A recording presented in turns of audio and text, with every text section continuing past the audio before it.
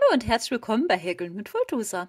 In dem heutigen Video häkeln wir gemeinsam kleine Glücksschweinchen als Kantenhocker. Es ist ganz einfach, ich zeige euch gleich, wie es geht. Wenn ihr noch neu hier seid auf meinem Kanal, freue ich mich, wenn ihr diesen abonniert. Das ist für euch völlig kostenlos. Und wenn ihr noch diese kleine Glocke aktiviert, verpasst ihr auch keine weiteren Anleitungen mehr, wenn es ein neues Video gibt. So schaut unser Glücksschweinchen aus. Es ist ein super Projekt, auch für Anfänger, und es ist ganz schnell gehäkelt.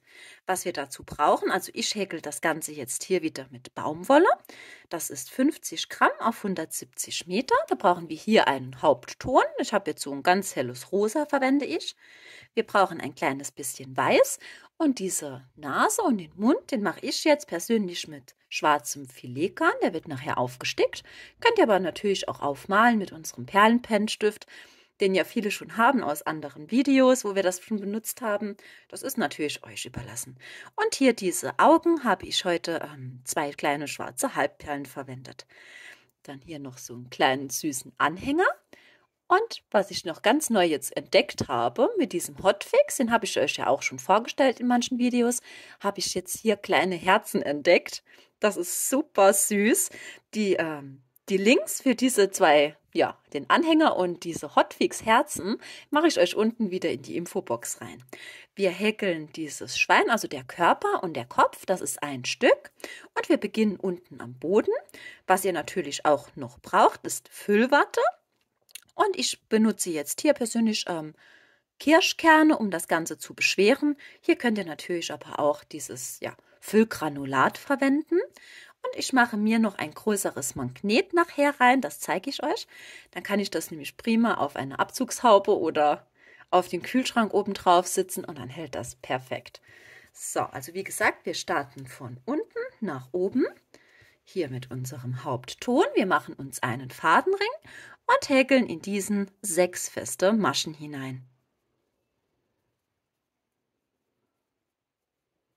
So, habt ihr das geschafft, ziehen wir uns dann den Fadenring zu. Und es geht jetzt weiter, dass wir jede Masche verdoppeln. Also das bedeutet, wir häkeln immer 2 feste Maschen in eine Masche hinein und kommen dann hier auf eine Rundenanzahl von insgesamt 12. Habt ihr das geschafft, könnt ihr euch jetzt einen runden Markierungsfaden holen. Ich verwende hier immer so einen Schnipsel andersfarbige Wolle und den legen wir uns hier einfach so dazwischen. Es geht jetzt weiter, indem wir in die nächste Masche hier eine feste Masche häkeln und die nächste Masche wird wieder verdoppelt. Also da häkeln wir wieder 2 feste Maschen in eine. Und das wird jetzt immer wiederholt bis zu unserem runden Ende. Also wir haben immer 6 Verdopplungen pro Runde. Ne? Eine feste Masche und die nächste verdoppeln. So, immer wiederholen, bis wir hier angekommen sind. Seid ihr dann hier hinten an diesem runden Ende angekommen, holen wir uns diesen Markierungsfaden so, und klappen uns den einfach so über das Häkelstück. Und das machen wir nach jeder Runde. Da klappen wir den immer einfach so hin und her. Ja? So, es geht jetzt weiter in der nächsten Runde mit 2 festen Maschen. 1, 2 und dann wird wieder eine verdoppelt. Also hier wieder 2 feste Maschen in eine. So, und das wiederholen wir auch hier, also immer 2 feste Maschen, eine Verdopplung bis zu unserem runden Ende. In der nächsten Runde geht es dann weiter mit 3 festen Maschen und einer Verdopplung. Und auch das immer wiederholend. So, ich mache jetzt mal diese Runde mit 2 festen Maschen, eine doppelt, weiter und die nächste direkt mit diesen 3 festen Maschen und einer Verdopplung. Und dann sehen wir uns gleich wieder. Hier bin ich wieder zurück. Ich habe jetzt diese beiden Runden hier fertig gehäkelt. Jetzt geht es weiter, dass wir immer eine feste Masche häkeln, aber nur in dieser Runde häkeln wir nur in dieses hintere Maschenglied. Eure Maschen schauen ja so aus, besteht immer aus 2 Schlaufen hier, vorne und hinten, und wir behäkeln nur dieses hintere. Das machen wir wie folgt. Wir stichen hier oben so ein, dass wir nur hier hinten diese Schlaufe hier bekommen, ja? Und da häkeln wir jetzt in jede Masche, also hier hinten in dieses hintere Maschenglied, eine feste Masche hinein. Ihr müsstet jetzt hier insgesamt 30 feste Maschen haben. Und dann bildet sich hier so einen kleinen Kranz Und dann gibt das dem Ganzen nachher ein bisschen besser Halt, wenn das an einer Kante sitzt. Sieht ein bisschen schöner aus. So, also macht ihr jetzt hier diese ganze Runde, je eine feste Masche, nur in das hintere Maschenglied. Ist diese Runde beendet, folgen jetzt insgesamt 3 Runden, je eine feste Masche. Und jetzt häkeln wir wieder wie gewohnt hier komplett durch diese Masche durch, also ganz normale, feste Maschen, ja? Überall eine rein. Und das Ganze machen wir, wie gesagt, 3 Runden. Auch die mache ich jetzt schnell und bin gleich wieder zurück. Habt ihr dann hier diese 3 Runden geschafft, geht es jetzt weiter mit 3 festen Maschen. 3 festen Maschen und einer Abnahme. So, diese häkeln wir wie folgt. Wir stechen ein, holen uns den Faden, dass wir hier die Schlaufe haben. Dann halten wir uns das hier mit dem Finger so ein bisschen fest, gehen in die nächste Masche, holen uns erneut den Faden. Jetzt haben wir 3 Schlaufen hier auf der Nadel und die maschen wir zusammen ab. Und so haben wir schon eine Abnahme. So, auch das wiederholen wir wieder, also wieder 3 feste Maschen und dann wieder eine Abnahme. Einmal, das zweite Mal rein und abmaschen. So, und das wiederholt ihr immer wieder bis zu unserem runden Ende. Also immer 3 feste Maschen und eine Abnahme. Diese Runde hier beendet, also wir sind wieder hier hinten angekommen, folgen jetzt insgesamt 4 Runden, je eine feste Masche wieder. Überall wieder eine feste Masche einfach rein. Das Ganze 4 Runden lang. Hier bin ich wieder zurück. Ich habe jetzt meine 4 Runden gehäkelt. So schaut das Ganze jetzt schon aus. Hier diesen Anfangsfaden von eurem Fadenring, den könnt ihr euch immer so ein bisschen eindrehen und einfach so in dem Inneren verschwinden lassen. Es geht jetzt weiter mit 2 festen Maschen. Oh, 2 feste Maschen und einer Abnahme. So, das wiederholen wir immer bis zu unserem runden Ende. Und in der nächsten Runde, die sage ich euch jetzt direkt schon, geht es dann weiter mit einer festen Masche und einer Abnahme. Auch immer wiederholend, ja? Also diese beiden Runden mache ich jetzt mal fertig. Jetzt hier diese mit 2 festen Maschen, eine Abnahme, immer wiederholend. Und die Runde, wo darauf kommt, mit einer festen Masche und einer Abnahme. Auch die immer wiederholend. Habt ihr diese beiden Runden dann geschafft, ziehen wir uns jetzt einfach diese Arbeitsschlaufe etwas länger. Den Markierungsfaden, den könnt ihr euch jetzt mal rausziehen kurz. So, und jetzt befüllen wir das Ganze. Wie ich euch schon gesagt habe, mache ich halt immer gern ein bisschen größeres Magnet, immer gern als erstes hier unten rein, dass ich das nachher halt auf dem Kühlschrank oder Abzugshaube irgendwo drauf platzieren kann und dann fällt das nicht so schnell um. Das ist natürlich nicht zwingend notwendig, ja.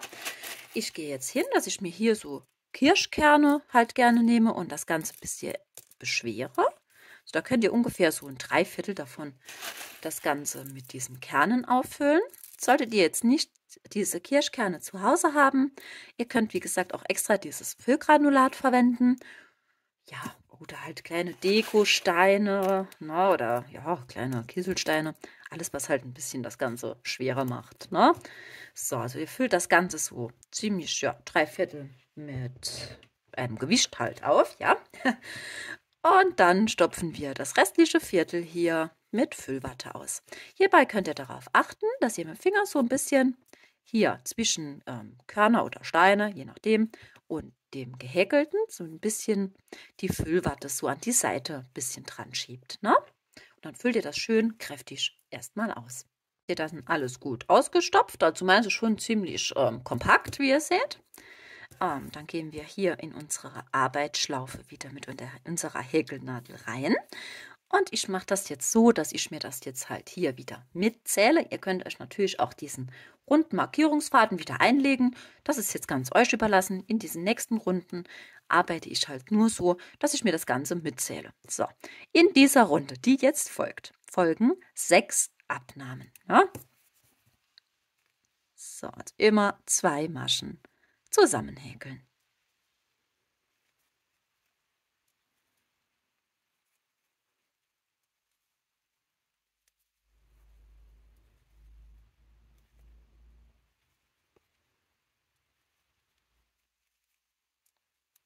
So, und meine sechste Abnahme. So, da haben wir hier wieder einen Anfangspunkt mit 6 Maschen in dieser Runde, ja? Und jetzt häkeln wir in jede Masche eine feste Masche hinein. Also insgesamt 6 feste Maschen.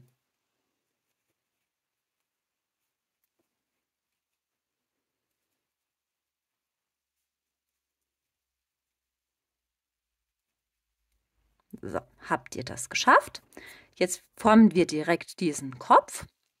Es geht jetzt wieder weiter, indem wir jede Masche verdoppeln. Wir häkeln also wieder überall 2 feste Maschen hinein und kommen dann wieder auf eine Rundenanzahl von insgesamt 12 festen Maschen hier. Da könnt ihr euch das prima hier einfach mitzählen.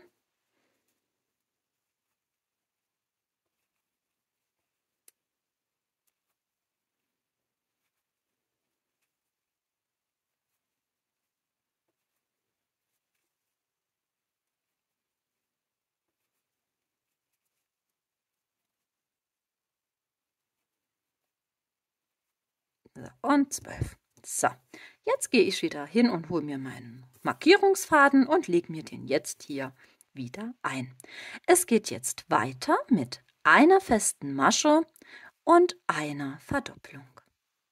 So, ich erkläre euch direkt die nächsten Schritte. Also, wir häkeln jetzt hier in dieser Runde eine feste Masche und eine Verdopplung. Und das wiederholen wir, also immer kontinuierlich. Ja? Insgesamt sind das immer 6 Verdopplungen. Eine feste, eine doppelt, immer wiederholend. In der nächsten Runde geht es weiter mit 2 festen Maschen und einer Verdopplung. Auch das immer wiederholend. Und dann folgt noch eine Runde mit 3 festen Maschen und einer Verdopplung. So, ich mache diese Schritte schnell weiter und dann sehen wir uns gleich. Hier bin ich wieder zurück. Ich habe jetzt diese Schritte also weiter gehäkelt. Bin jetzt hier bei meiner letzten Runde mit 3 festen Maschen, einer Verdopplung. Habe ich jetzt auch hier fertig. Es folgen jetzt insgesamt wieder 4 Runden, je eine feste Masche. So, also da häkelt ihr wieder ganz ohne Verdopplung, einfach überall eine feste Masche und das Ganze 4 Runden lang. Für diese 4 Runden dann geschafft, geht es jetzt wieder weiter mit 3 festen Maschen und einer Abnahme. So, 3 feste Maschen und einer Abnahme, ja? Und das wiederholen wir jetzt komplett bis zu unserem runden Ende. Und in der nächsten Runde geht es dann weiter mit 2 festen Maschen und einer Abnahme. Auch das immer wiederholend. Diese 2 Runden mache ich jetzt wieder schnell, bin gleich wieder da. Also jetzt hier einmal mit 3 festen Maschen, eine Abnahme halt, immer wiederholend. Und dann der nächsten Runde 2 feste Maschen und eine Abnahme, auch immer wiederholend. Habe ich hier diese beiden Runden dann fertig. Also ich habe jetzt hier meine letzte mit 2 festen Maschen und einer Abnahme hier gehäkelt. Wir ziehen uns die Arbeitsschlaufe wieder etwas länger. So, und dann holen wir uns ein kleines bisschen Füllwatte und stopfen jetzt erstmal hier diesen kleinen Hals ein bisschen aus. Ne? So, da kommen wir nämlich jetzt hier in dieser Runde am besten noch dran. So, jetzt legt ihr euch am besten ein bisschen Füllwatte drauf. Da könnt ihr hier mit einer Stickschere, wenn ihr die so ein ganz kleines bisschen öffnet, also wirklich ganz klein bisschen, könnt ihr hier prima diese Füllwatte durch diese kleine Öffnung hier am Hals das Ganze ein bisschen reinstopfen als, ne? So, da kommen wir jetzt hier nach dieser Runde halt am besten noch dran. So, ja, könnt ihr ordentlich hier reinstopfen. Das verhindert, dass der Kopf nachher hin und her wackelt. Das gibt dem Ganzen ein bisschen mehr Stabilität. So, habt ihr das dann gemacht? Folgt jetzt erstmal noch eine Runde mit einer festen Masche und einer Abnahme.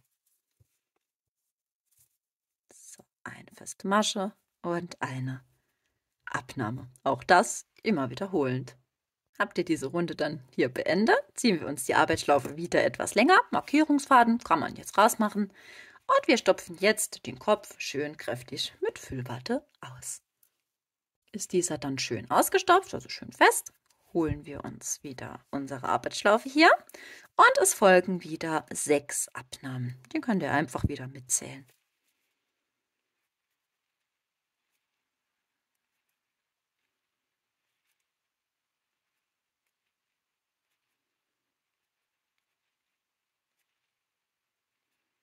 So, und die 6. Wir beenden das Ganze mit einer Kettmasche in die nächste Masche, schneiden uns jetzt den Faden ab und ziehen ihn einfach so durch. So, jetzt haben wir hier oben diese kleine Öffnung, die verschließen wir. So, Faden in die Nadel. Und das machen wir jetzt, indem wir immer hier durch von diesen Maschen, durch das vordere Maschenglied, einmal die Nadel so durchschweben. So, da geht er hier durch jede Masche, durch dieses vordere durch. So, und wenn ihr dann hier an diesem Faden zieht, dann schließt sich diese Öffnung ganz von allein. Dann stechen wir hier oben noch einmal so in die Mitte ein, kommen irgendwo beliebig raus, ziehen uns den Faden ein bisschen und dann haben wir hier oben perfekt diese Öffnung geschlossen. Den restlichen Faden dann abschneiden. Das ist jetzt schon mal unser Hauptteil von unserem Schweinchen. Es geht jetzt direkt weiter mit der Nase. Wir bleiben mit der gleichen Farbe, also hier in hellrosa. Wir machen uns einen Fadenring und häkeln in diesen 6 feste Maschen hinein. So, anschließend ziehen wir uns den Fadenring dann zu.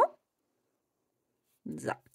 Und es geht weiter, dass wir jede Masche verdoppeln. Also wieder überall in jede Masche 2 feste Maschen hinein, bis wir insgesamt hier eine Maschenanzahl von 12 haben.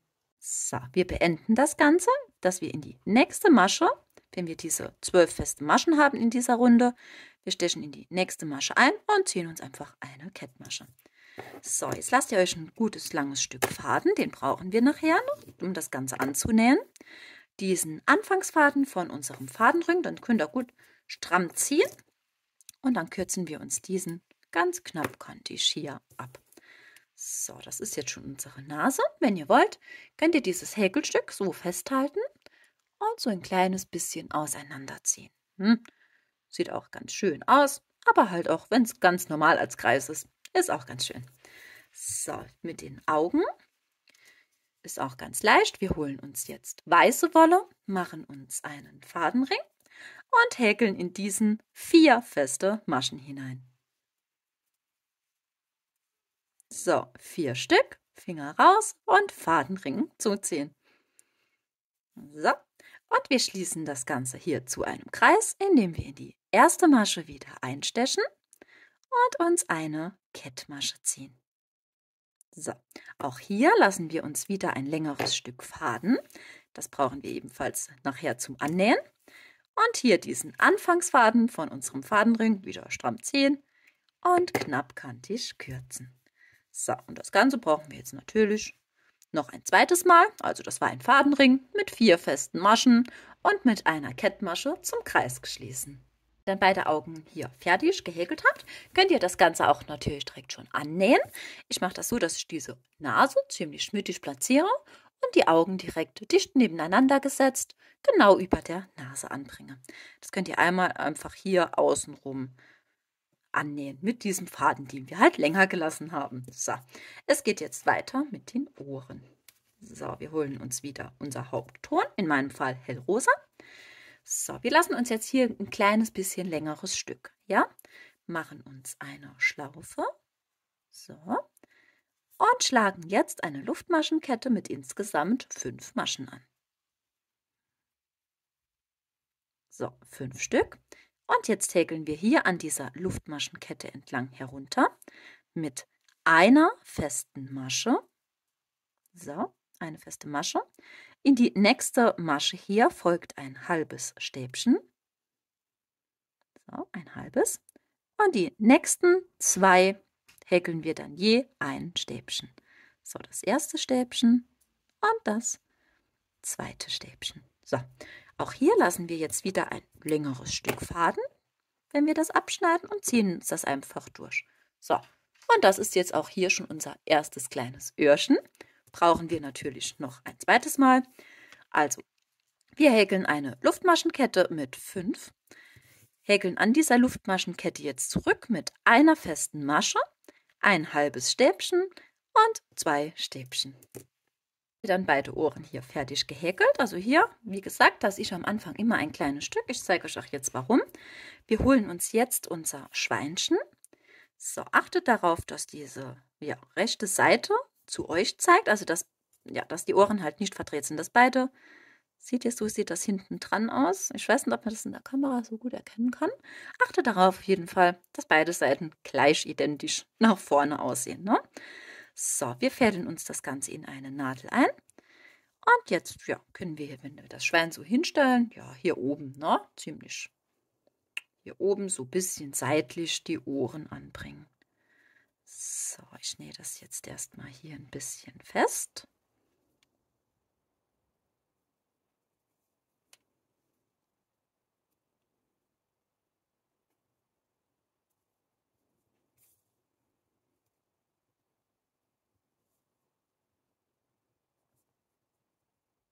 So, jetzt haben wir hier ja unseren Anfangsfaden.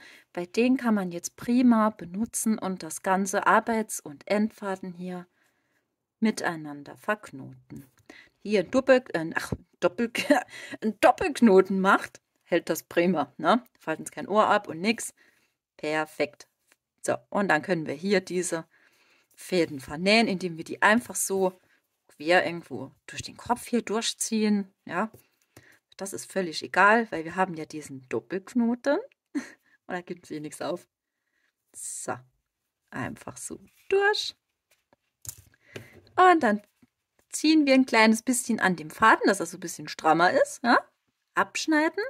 Und dann geht dieser kleine Rest direkt in den Kopf rein. So. Und dann haben wir das perfekt hier angenäht, das Ohr. Das machen wir natürlich noch mit dem zweiten, so an der Seite natürlich, dass das Ganze ein bisschen schön aussieht. So, jetzt geht es weiter mit diesem kleinen Ringelschwänzchen hier hinten. Wir holen uns wieder unsere Hauptton, diese Farbe halt. Lassen uns auch hier wieder ein längeres Stück, dass wir das gleiche Prinzip nachher so anknoten können wie bei den Ohren. So, wir machen uns erneut eine Schlaufe. So. Und häkeln jetzt 6 Luftmaschen.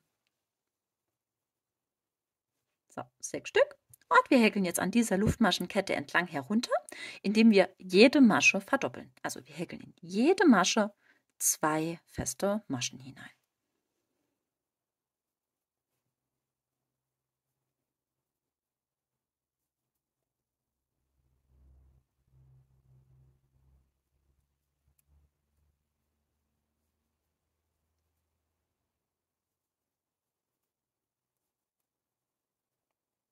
So, und dann seht ihr das schon, dass sich das jetzt von ganz alleine hier schon so ein bisschen einrollt.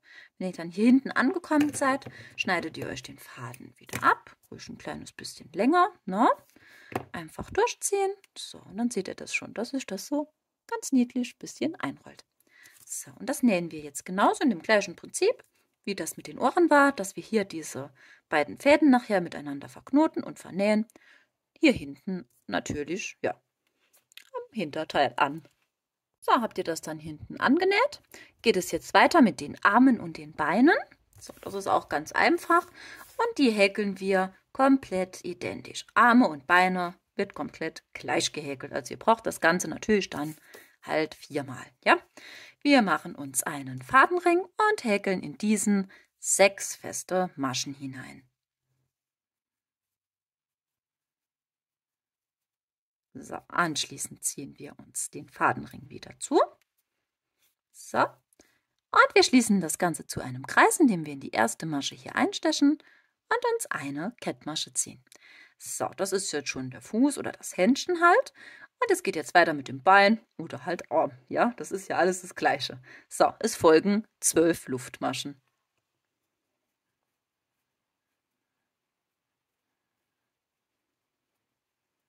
So, 12 Luftmaschen, dann schneidet ihr euch den Faden einfach ab. Lasst auch hier wieder ein kleines bisschen längeres Stück, dass wir das Ganze nachher annähen können. So, also Arme und Beine werden gleich gehäkelt, Fadenring mit 6 festen Maschen, mit einer Kettmasche zum Kreis schließen und eine Luftmaschenkette mit 12 anschlagen. Hier diesen Faden von unserem Fadenring, so, den müssen wir uns leider jetzt vernähen. Bei allem. Bei den Armen und bei den Beinen. So, das sieht nämlich schöner aus. Den könnt ihr euch gerade so ein bisschen einfädeln in eine Nadel und gerade so ein bisschen durch so ein paar Maschen hinweg durchziehen und dann erst abschneiden. So, das wird ein sauberer Effekt, als wenn wir den einfach nur stramm ziehen und kürzen. Das wird nichts. So, und das Ganze macht ihr jetzt natürlich, dass wir 4 Stück insgesamt haben. Wenn ihr dann hier das insgesamt 4-mal so gehäkelt habt, also die Arme und die Beine, holen wir uns unser Schweinchen. Ich zeige euch jetzt erst mit den Armen, wie ich das halt dran nähe. Mit diesen, ja, dünnen Ärmchen hier, mit diesen Luftmaschenketten. Wir gehen so an die Seite, stechen das einmal so durch, ziehen uns das Ganze. So, und jetzt stechen wir einmal durch diese Luftmaschenkette von diesem Arm.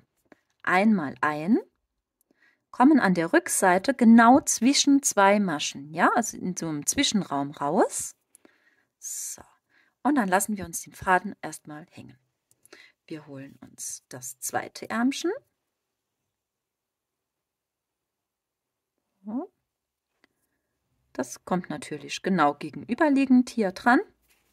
Im gleichen Prinzip einmal durchziehen, einmal durch diese Luftmaschenkette und wir führen die Nadel genau in diesen gleichen Zwischenraum, wo wir eben mit diesem Faden rausgekommen sind.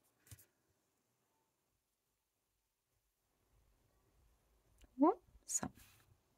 Ja, und dann können wir uns nämlich hier beide Fäden prima miteinander mit einem Doppelknoten verknoten. So. Und wenn wir jetzt mit der Nadel hier genau in diesen gleichen Zwischenraum einstechen, irgendwo beliebig hier raus und dran ziehen, habt ihr es gesehen, ist dieser Knoten weg. Und diese Arme halten perfekt. So.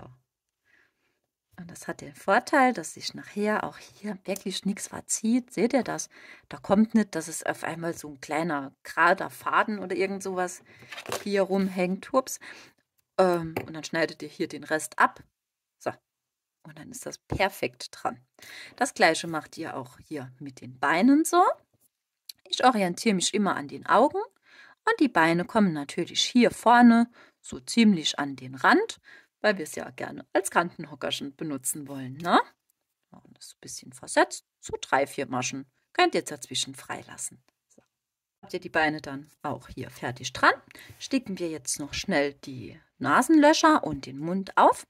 Wie gesagt, könnt ihr natürlich auch diesen Perlenpennstift benutzen. Geht auch. So, ich mache es jetzt heute halt hier mit Filetgarn. Dazu steche ich hier am Hinterkopf wieder genau zwischen 2 Maschen ein. So, komme dann hier vorne an der Nase raus und setze jetzt einfach gerade Nasenlöcher mit geraden Stichen. Das reicht, wenn ihr da so 2 dünne Stiche macht und dann hier an die Seite rauskommt. So, und dann einen schönen, freundlichen Mund hier aufstickt. So, einmal hier durch und einmal hier. Wenn ihr dann hier bei dem letzten Stich seid, kommt ihr hier hinten wieder raus, wo wir eben eingestochen haben. Ups, die Hand nähen wir natürlich nicht mit fest. So, die holen wir schnell wieder raus. So, perfekt. Und dann verknoten wir uns diese Fäden und vernähen die. Ja, dann schaut das Ganze jetzt so aus. Ich habe euch ja gesagt, ich habe jetzt hier diese... Ups, ja, so viel braucht man nicht. Diese kleinen Kleeblätter, die sind so niedlich. Also wirklich richtig süß. Ich hole jetzt eins in Silber. Die sind in der Verpackung drin, einmal mit Silber und einmal mit Gold. Ich weiß gar nicht, sieht man das? Also außen der Rand ist ein bisschen Gold, ne? Und eins in Silber. So, ich hole jetzt gerade ein silbernes und ich verwende jetzt hier so, ja, das ist Paketband, ne? Da könnt ihr natürlich auch normale Wolle oder irgendwas holen oder halt ein anderer Anhänger. Dieses Herzchen ist vielleicht auch ganz süß, ne? Oder die Sterne, wo ich euch schon gezeigt habe. Ich benutze ja sowas immer sehr gerne. Da schneide ich mir jetzt einfach so ein Stück Paketband ab, mache mir so ein Kleeblatt hier rein, dass das Ganze nachher ein bisschen schöner hängt, weil wenn wir das so dran machen, dann steht das so ab. Mache ich mir jetzt hier einmal so einen Knoten.